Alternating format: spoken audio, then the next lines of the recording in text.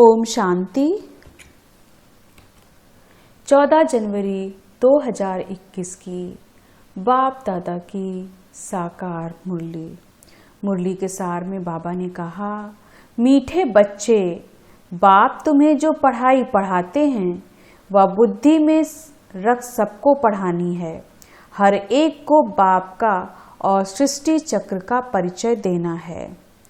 प्रश्न है आज बाबा का, आत्मा सतयुग में भी पाठ बजाती और कलयुग में भी, लेकिन अंतर क्या है? उत्तर में, सतयुग में जब पाठ बजाती है तो उसमें कोई पाप कर्म नहीं होता। हर कर्म वहां अकर्म हो जाता है क्योंकि रावण नहीं है। फिर कलयुग में जब पाठ बजाती है तो हर कर्म विकर्म व पाप बन जाता है क्योंकि यहाँ विकार हैं।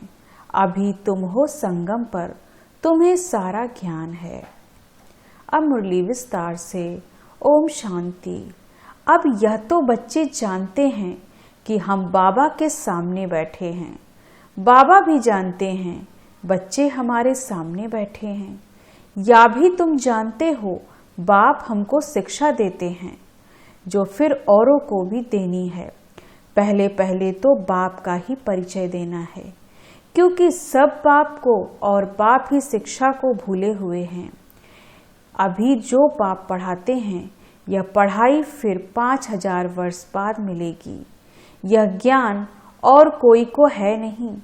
मुख्य हुआ बाप का परिचय। फिर यह भी समझाना है हम सब भाई भाई हैं। सारी दुनिया की जो सब आत्माएं हैं सब आपस में भाई भाई हैं। सब अपना मिला हुआ पार्ट इस शरीर द्वारा बजाते हैं। अब तो बाप आए हैं नई दुनिया में ले जाने के लिए, जिसको स्वर्ग कहा जाता है। परंतु हम सब भाई भाई पतित हैं, एक भी पावन नहीं।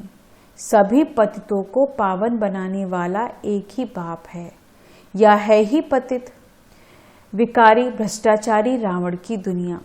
रावण का अर्थ ही है 5 विकार स्त्री में, 5 विकार पुरुष में। बाबा बहुत सिंपल रीति समझाते हैं। तुम भी ऐसे समझा सकते हो। तो पहले पहले यह समझाओ हम आत्माओं का बाप है। हम सब ब्रदर्स हैं। पूछो यह ठीक है?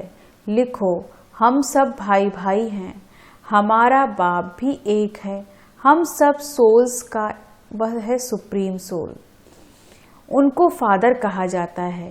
यह पक्का पक्का बुद्धि में बिठाओ तो सर्वव्यापी आदि पहले निकल जाए। अल्फ पहले पढ़ना है। बोलो या अच्छी रीति बैठ लिखो। आगे सर्वव्यापी कहता था, अब समझता हूँ कि सर्वव्यापी नहीं है। हम सब भाई भाई हैं। सब आत्माएं कहती हैं गॉड फादर परम पिता। पहले तो यह निश्चय बिठाना है कि हम आत्मा हैं, परमात्मा नहीं है। न हमारे में परमात्मा व्यापक है, सब में आत्मा व्यापक है। आत्मा शरीर के आधार से पाठ बजाती है। यह पक्का कराओ। अच्छा, फिर वह बाप सृष्टि के आदि मध्य अंत का ज्ञान भी सुनाते हैं। और तो कोई भी जानते नहीं कि इस सृष्टि चक्र की एज कितनी है। बाप ही टीचर के रूप में बैठ समझाते हैं। लाखों वर्ष की तो बात ही नहीं। यह चक्र अनादि एक्यूरेट बना बनाया है। इसको जानना पड़े। सतयुग त्रेता पास्ट हुए, नोट करो। उसको कहा जाता है स्वर्ग और सेमी स्वर्ग, जहाँ देवी देवताओं का राज्य चलता है। वह 16 कला, वह 14 कला। धीरे धीरे कलाएं कम होती जाती हैं। दुनिया पुरानी तो जरूर होगी ना। धीरे धीरे कलाएं कम होती जाती हैं। दुनिया पुरानी तो जरूर होगी ना। सतयुग का प्रभाव बहुत भारी है। नाम ही है स्वर्ग, हेवन, नई दुनिया। उसकी ही महिमा करनी है। नई दुनिया में है एक आदि सनातन देवी देवता धर्म। पहले बाप का परिचय, फिर चक्र का परिचय दिया जाता है। चित्र भी तुम्हारे पास है निश्चय कराने के लिए। यह सृष्टि का चक्र फिरता रहता है। सतयुग में लक्ष्मी नारायण का राज्य था। त्रेता में राम सीता का, या हुआ आधा कल्प तो युग पास्ट हुए, फिर आता है द्वापर कलयुग। द्वापर में रावण राज्य, देवता वाम मार्ग में चले जाते हैं तो विकार की सिस्टम बन जाती है। सतयुग त्रेता में सब निर्विकारी रहते हैं, एक आदि सनातन देवी देवता धर्म रहता है। चित्र भी दिखाना है, ओरली भी समझाना है। बाप हमको टीचर बन ऐसे पढ़ाते हैं, बाप अपना परिचय खुद ही आकर देते हैं। खुद कहते हैं मैं आता हूँ पतितों को पावन बनाने, तो मुझे शरीर जरूर चाहिए, नहीं तो बात कैसे करूं। मैं चैतन्य हूँ, सत हूँ और अमर हूँ। आत्मा सतो रजो तमो में आती है, आत्मा ही पावन और पतित बनती है। इसलिए कहा जाता है पतित आत्मा पावन आत्मा। आत्मा में ही सब संस्कार हैं। पास्ट के कर्म व विकर्म का संस्कार आत्मा ले आती है। सतयुग में विकर्म होता ही नहीं, कर्म करते हैं, पाठ बजाते हैं, परंतु वह कर्म अकर्म हो जाता है। गीता में भी अक्षर हैं, अभी तुम प्रैक्टिकल में समझ रहे हो। जानते हो बाबा आया हुआ है पुरानी दुनिया को बदलने, नई दुनिया बनाने। जहाँ कर्म अकर्म हो जाते हैं उसको ही सतयुग कहा जाता है, और फिर जहाँ सब कर्म विकर्म होते हैं उसको कलयुग कहा जाता है। तुम अभी हो संगम पर। बाबा दोनों तरफ की बात समझाते हैं। सतयुग त्रेता तो है पवित्र दुनिया, वहां कोई पाप होता नहीं। जब रावण राज्य शुरू होता तभी पाप होते हैं, वहां विकार का नाम नहीं होता। चित्र तो सामने है, राम राज्य और रावण राज्य। बाप समझाते हैं यह पढ़ाई है, बाप के सिवाय और कोई नहीं जानता। यह पढ़ाई तो तुम्हारी बुद्धि में रहनी चाहिए। बाप भी याद आता है, चक्र भी बुद्धि में जाता है, सेकंड में सब याद आ जाता है। वर्णन करने में देरी लगती है। इनके 3 फाउंडेशन हैं। झाड़ ऐसा होता है, बीज और झाड़ सेकंड में याद आ जाएंगे। यह बीज फलाने झाड़ का है, ऐसे इनसे फल निकलता है। यह बेहद का मनुष्य सृष्टि रूपी झाड़ कैसे है, इनका राज तुम समझाते हो। बच्चों को सारा समझाया है। आधा कल्प डिनाइस्टी कैसे चलती है, फिर रावण राज्य होता है। जो सतयुग त्रेतावासी हैं वही द्वापरवासी बनते हैं। झाड़ वृद्धि को पाता रहता है। आधा कल्प के बाद रावण राज्य होता है, विकारी बन जाते हैं। बाप से जो वर्षा मिला वह आधा कल्प चला, नॉलेज सुनाकर वर्षा दिया, या प्रारब्ध भोगी अर्थात सतयुग त्रेता में सुख पाया। उसको सुखधाम सतयुग कहा जाता है। वहां दुख होता ही नहीं। कितना सिंपल समझाते हैं। एक को समझाते हो या बहुतों को समझाते हो, तो ऐसे अटेंशन देना है। समझता है, हा हा करता है, हाँ हाँ करता है। बोलो, नोट करते जाओ। कोई शंका हो तो पूछना। जो बात कोई नहीं जानता वह हम समझाते हैं। तुम कुछ भी जानते नहीं हो, पूछेंगे फिर क्या। बाबा तो इस बेहद झाड़ का राज समझाते हैं। यह नॉलेज अभी तुम समझते हो। बाप ने समझाया है तुम 84 के चक्र में कैसे आते हो। यह अच्छी रीति नोट करो, फिर इस पर विचार करना है। जैसे टीचर ऐसे निबंध होते हैं, फिर घर में जाकर रिवाइज कर आते हैं ना। तुम भी यह नॉलेज देते हो, फिर देखो क्या होता है। पूछते रहो, एक एक बात अच्छी रीति समझाओ। बाप टीचर का कर्तव्य समझाकर फिर गुरु को समझाओ। उनको बुलाया ही है कि आकर हम पतितों को पावन बनाओ।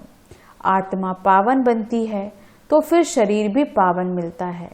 जैसा सोना वैसा जेवर बनता है। 24 कैरेट सोना उठाएंगे, खाद नहीं डालेंगे तो जेवर भी ऐसे सतो प्रधान बनेंगे। एलॉय डालने से तमो प्रधान बन पड़े हैं। पहले पहले भारत 24 कैरेट पक्के सोने की चिड़िया था, अर्थात सतो प्रधान नई दुनिया थी, फिर तमो प्रधान बनी है। यह बाप ही समझाते हैं और कोई मनुष्य गुरु लोग नहीं जानते। बुलाते हैं आकर पावन बनाओ, सो तो गुरु का काम है। वानप्रस्थ अवस्था में मनुष्य गुरु करते हैं। वाणी से परे स्थान तो है इनकॉर्पोरियल वर्ल्ड। जहाँ आत्माएं रहती हैं, या है कॉर्पोरियल वर्ल्ड, दोनों का यह मेल है। वहाँ तो शरीर है नहीं, वहाँ कोई कर्म नहीं होता। बाप में तो सारी नॉलेज, ड्रामा प्लान अनुसार उनको कहा ही जाता है नॉलेजफुल। वह चैतन्य सच्चित आनंद स्वरूप होने के कारण उनको नॉलेजफुल कहा जाता है। बुलाते भी हैं, हे पतित पावन नॉलेजफुल शिव बाबा। उनका नाम सदैव शिव ही है। बाकी आत्माएं सब आती हैं पाठ बजाने, तो भिन्न भिन्न नाम धारण करती हैं। बाप को बुलाते हैं, परंतु उनको कुछ भी समझ नहीं रहती। जरूर भाग्यशाली रथ भी होगा जिसमें बाप प्रवेश कर तुमको पावन दुनिया में ले जाएं। तो बाप समझाते हैं, मीठे मीठे बच्चों, मैं उनके तन में आता हूँ जो बहुत जन्मों के अंत में हैं। पूरा 84 जन्म लेते हैं। भाग्यशाली रथ पर आना पड़ता है। पहले नंबर में तो श्री कृष्ण, वह है नई दुनिया का मालिक। फिर वही नीचे उतरते हैं, गोल्डन से सिल्वर कॉपर आयरन एज में आकर पड़ते हैं। अभी फिर तुम आयरन से गोल्डन बन रहे हो। बाप कहते हैं, सिर्फ मुझ अपने बाप को याद करो। जिसमें प्रवेश करता हूँ उनकी आत्मा में तो जरा भी नॉलेज नहीं थी। इसमें मैं प्रवेश करता हूँ, इसलिए इनको भाग्यशाली रथ कहा जाता है। नहीं तो सबसे ऊंच तो यह लक्ष्मी नारायण है। इनमें प्रवेश करना चाहिए, परंतु उनमें परमात्मा प्रवेश नहीं करते, इसलिए उनको भाग्यशाली रथ नहीं कहा जाता। रथ में आकर पतितों को पावन बनाना तो जरूर कलयुगी तमोप्रधान होगा ना। खुद कहते हैं, मैं बहुत जन्मों के अंत में आता हूँ। गीता में भी अक्षर एक्यूरेट है। गीता को भी सर्वशास्त्रमयी शिरोमणि कहा जाता है। इस संगम युग पर ही बाप आकर ब्राह्मण कुल और देवता कुल स्थापन करते हैं। बहुत जन्मों के अंत में अर्थात संगम युग पर ही बाप आते हैं। बाप कहते हैं, मैं बीज रूप हूँ। कृष्ण तो सतयुग का रहवासी, उनको दूसरी जगह तो कोई देख न सके। पुनर्जन्म में तो नाम रूप देश काल सब बदल जाता है, फीचर्स ही बदल जाते हैं। पहले छोटा बच्चा सुंदर होता है, फिर बड़ा होता है, वह फिर शरीर छोड़ दूसरा छोटा लेता है। यह बना बनाया खेल ड्रामा के अंदर फिक्स है। दूसरा शरीर लिया तो उनको कृष्ण नहीं कहेंगे। उस दूसरे शरीर का नाम आदि फिर दूसरा पड़ेगा। समय, फीचर्स, तिथि, तारीख सब बदल जाता है। वर्ड की हिस्ट्री ज्योग्राफी हूबहू रिपीट कहा जाता है। यह तो ड्रामा रिपीट होता है। सतो रजो तमो आना ही है। सृष्टि का नाम, युग का नाम सब बदलते रहते हैं। अभी यह है संगम युग। मैं आता ही हूँ संगम पर। मैं तुमको सारी दुनिया की हिस्ट्री ज्योग्राफी सत्य बताता हूँ, आदि से लेकर अंत तक, और कोई भी जानता ही नहीं। सतयुग की आयु कितनी है यह पता ना होने के कारण लाखों वर्ष कह देते हैं। अभी तुम्हारी बुद्धि में सब बातें हैं। तुम्हें अंदर में यह पक्का करना है कि बाप टीचर सतगुरु है, जो फिर सतो प्रधान बनाने के लिए बहुत अच्छी युक्ति बताते हैं। गीता में भी है, देह सहित देह के सब संबंध छोड़ अपने को आत्मा समझो। वापस अपने घर जरूर जाना है। भक्ति मार्ग में कितनी मेहनत करते हैं भगवान पास जाने के लिए। वह है मुक्ति धाम, कर्म से मुक्त। हम इन कॉर्पोरियल दुनिया में जाकर बैठते हैं। पाठधारी घर गया तो पाठ से मुक्त हुआ। सब चाहते हैं हम मुक्ति पाएं। मोक्ष तो किसको मिल न सके। यह ड्रामा अनादि अविनाशी है। कोई कहे यह पार्ट आने जाने का हमको पसंद नहीं, परंतु इसमें कुछ कर न सके। यह अनादि ड्रामा बना हुआ है। एक भी मोक्ष पा नहीं सकते। यह सब है अनेक प्रकार की मनुष्य मत। यह है श्रीमत, श्रेष्ठ बनाने के लिए। मनुष्य को श्रेष्ठ नहीं कहेंगे, देवताओं को श्रेष्ठ कहा जाता है। उन्हों के आगे सब नमन करते हैं, तो वह श्रेष्ठ ठहरे ना। कृष्ण देवता है बैकुंठ का प्रिंस। यह वहां कैसे आएगा न उनसे गीता सुनाई। शिव के आगे जाकर कहते हैं हमको मुक्ति दो। वह तो कभी जीवन मुक्त जीवन बंद में आते ही नहीं, इसलिए उनको पुकारते हैं मुक्ति दो। जीवन मुक्ति भी वह देते हैं। अच्छा, मीठे मीठे सिकी लदे बच्चों प्रति माता पिता बाप दादा का याद प्यार और गुड मॉर्निंग। रूहानी बाप की रूहानी बच्चों को नमस्ते। हम रूहानी बच्चों की रूहानी बाप दादा को गुड मॉर्निंग, नमस्ते नमस्ते नमस्ते। धारणा के लिए मुख्य सार। पहली पॉइंट, हम सब आत्मा रूप में भाई भाई हैं। यह पाठ पक्का करना और कराना है। अपने संस्कारों को याद से संपूर्ण पावन बनाना है। दूसरी पॉइंट, 24 कैरेट सच्चा सोना सतो प्रधान बनने के लिए कर्म अकर्म विकर्म की गुहगति को बुद्धि में रख अब कोई भी विकर्म नहीं करना है। वरदान है, समय पर हर गुण व शक्ति को यूज करने वाले अनुभवी मूर्त भव। समय पर हर गुण व शक्ति को यूज करने वाले अनुभवी मूर्त भव। विस्तार से, ब्राह्मण जीवन की विशेषता है अनुभव। अगर एक भी गुण व शक्ति की अनुभूति नहीं तो कभी न कभी विघ्न के वश हो जाएंगे। अभी अनुभूति का कोर्स शुरू करो। हर गुण व शक्ति रूपी खजाने को यूज करो। जिस समय जिस गुण की आवश्यकता है उस समय उसका स्वरूप बन जाओ। नॉलेज की रीति से बुद्धि में लॉकर में खजाने को रख नहीं दो, यूज करो, तब विजयी बनेंगे और वह रे मैं का गीत सदा गाते रहेंगे।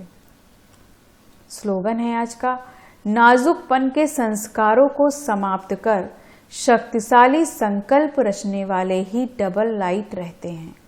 नाजुकपन के संकल्पों को समाप्त कर शक्तिशाली संकल्प रचने वाले ही डबल लाइट रहते हैं।